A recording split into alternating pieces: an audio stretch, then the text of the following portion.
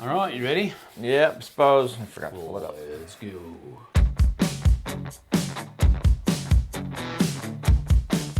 Hey everybody, welcome to the Dice Tower. I'm Sam. I'm JT. And this is our bottom five. That is to say our numbers 10 through 6 of our top 10 games that we want to demo at Essen Spiel 25 if, capital I, capital F, we were going.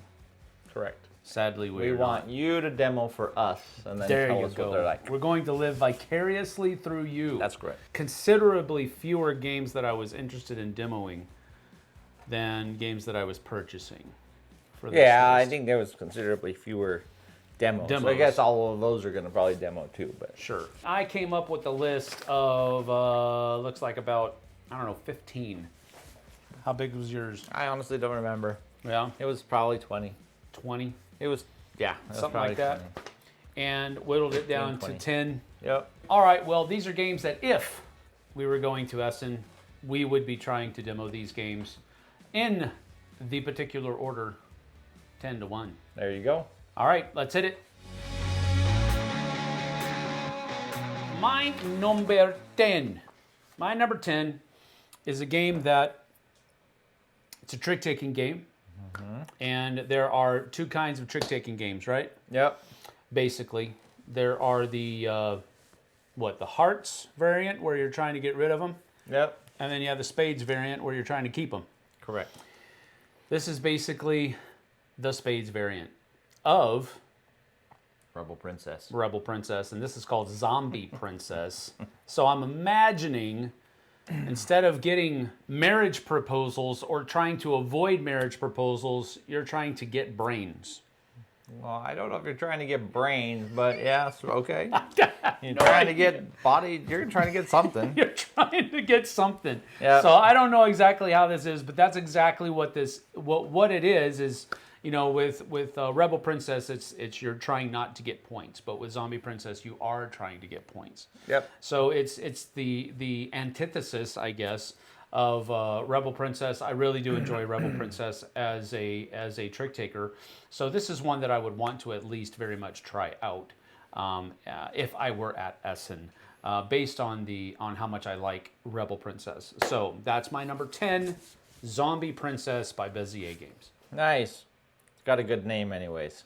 All right. Well, my number 10 has a really good name, if I can pronounce it. Oh, It's called Nimmerlichtern. Nimmerlichtern. Nimmerlichtern. Nimmerlichtern.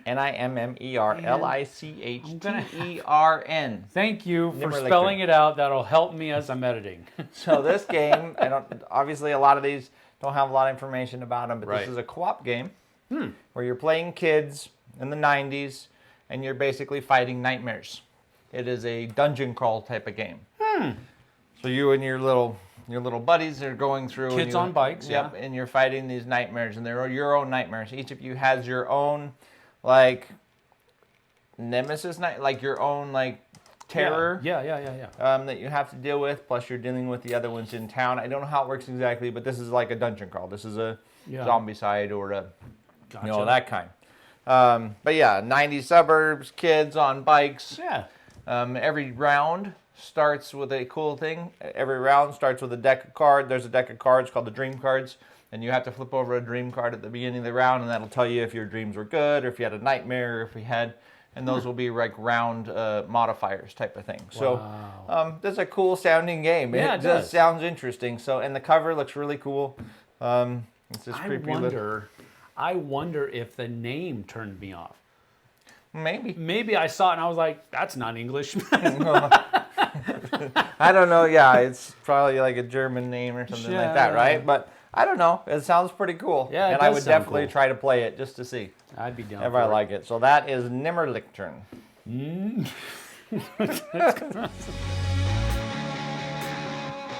My number 9 is one that I've had my eye on for a little bit. I almost was able to demo it at Origins, but I wasn't. This is called Hercules and the 12 Labors. This looks like it's going to be a really interesting game. I like that mythology-based genre of games, and this one is done by the same people that did Sirens. Oh, I can't remember the name. It's on the screen. But anyway, I like the company. The company is known for coming out with these little micro games. And this one is basically not a micro game. It's a Envy Born Games. There it goes. Oh, there you go. Came out. They've really kind of set their foundation with the micro games, but this one is not a micro game. It's a smaller game, but it's not a micro one. But I'm looking forward to it. It's got great artwork. It's got good graphic design. I just don't know much about how it plays, but I am interested in it, so I wanted to give it a whirl. That is my number 9, Hercules and the 12 Labors. Nice. All right. Well, my number 9 looks like a big, could be heavy Euro or mid-weight to heavy Euro. And this is called the Great Harbor. In the Great Games. Huh? Arcona Games. Arcona Games, yep. Dice placement, that's the first thing. When you see a board and there's dice, different colored dice placed all over the place, I'm like, sweet, I love dice placement.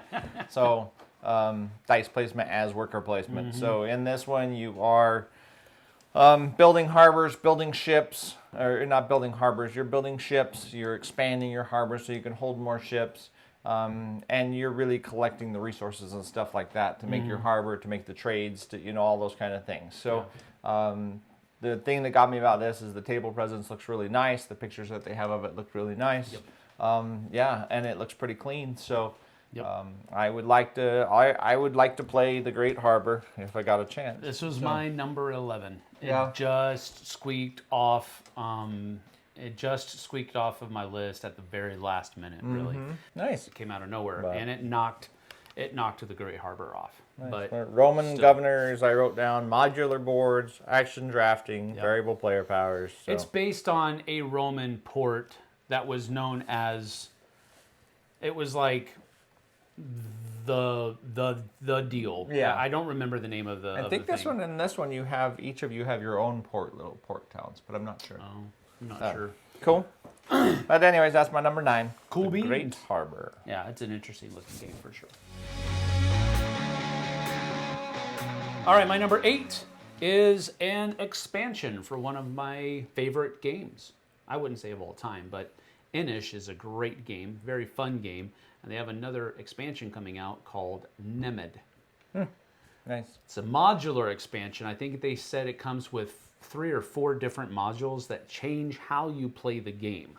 Like laser focuses the people on certain aspects. Like in one, you have to control the sacred spots that are on the board, and so it becomes more of an area control game than other things, although it is an area control game to begin with. But it's like laser focusing you on different aspects of the game, which changes how the game plays. That's interesting to me, so I'd be looking forward to trying that one out. That's my number 8, Inish Nimed. Nice. I didn't put any expansions on the last list. I didn't put any expansions on this list. If I did, I would have got the faraway one, that's for sure. But anyways. All right. My number 8 is our first crossover from Bezier Games and Ted Alspach, and this is Zombie Princess. Now, Rebel Princess is a fine game. It's very light. It's very, whatever. It's very Hearts. Hearts is not my favorite way to play trick-taking. But Spades is much more the same, trying to gain the tricks, trying to balance all that out. So Rebel Princess was just fine. Zombies are better. So here you go, number 8, Zombie Princesses. That's good. All right, my number 7 is a game about owning, managing, and curating your own fossil museum. Oh, called I figured this would be on your list. Fossilium. It looks really cool. There's tile placement. Everybody has their own board.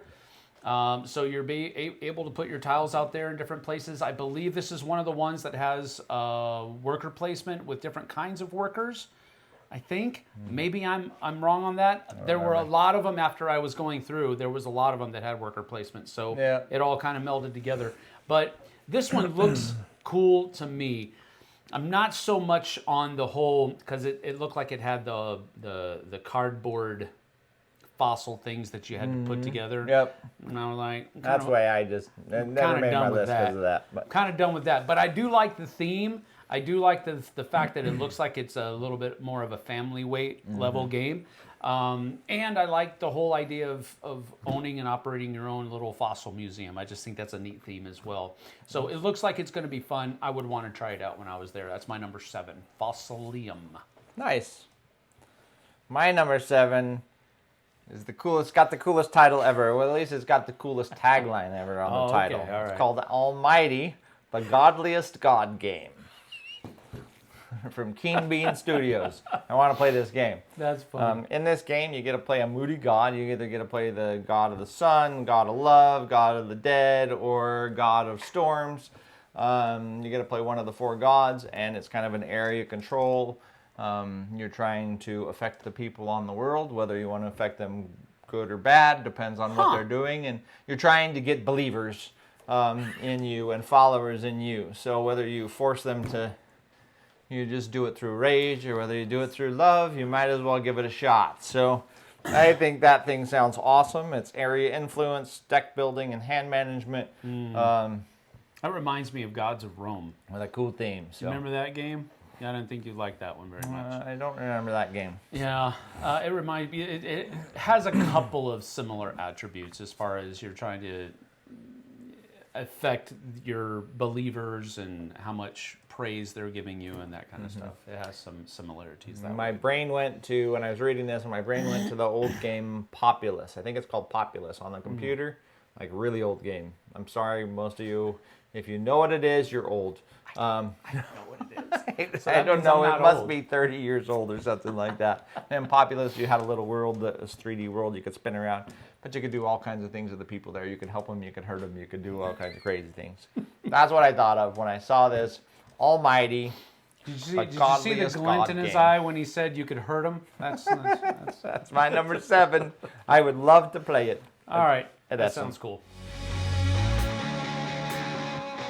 All right, my number 6 is the last one for me on this segment of our top 10, and this one's called The Old Ones of El Dorado. Now, if you look on BGG, there's like 3 pictures. And they're all pictures of the box cover, basically. Sure. Looks interesting from the box cover, don't get me wrong. It has good box cover art, but the mechanisms were what opened my eyes. First of all, they have multi-use cards, they have worker placement, and they have worker placement with different worker types, which is kind of a niche of worker placement that I really enjoy. Yep. I like it when I have a bunch of workers in front of me, and they all kind of are really good at doing something special, but they can also do almost anything else as well.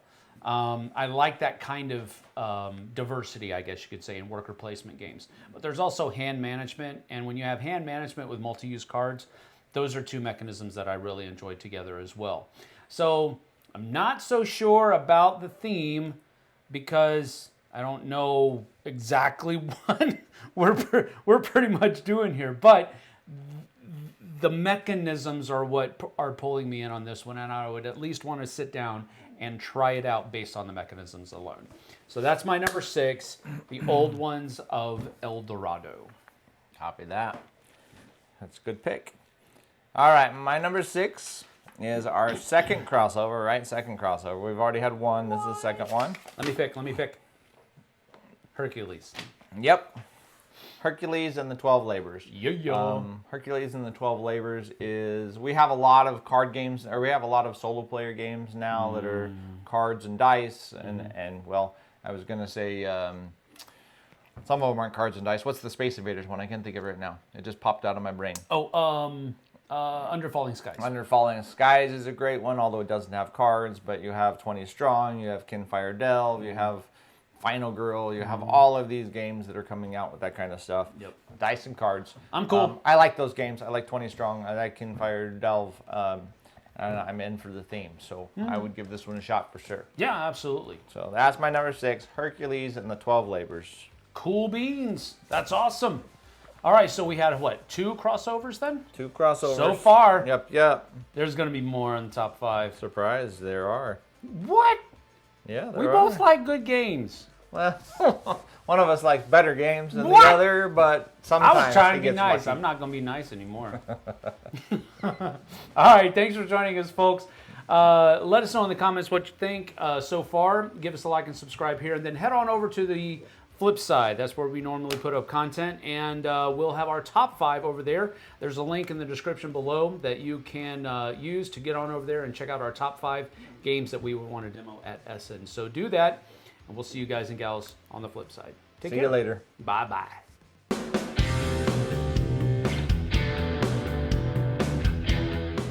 Hey everybody, thanks for watching this video. If you like this review or whatever you just watched, wasn't it amazing? Check out our channel, Dice Tower. We have all kinds of things. We review games, we do top 10s, we play games live. It's all about board games, but especially the people who play them. Check out Dice Tower YouTube channel.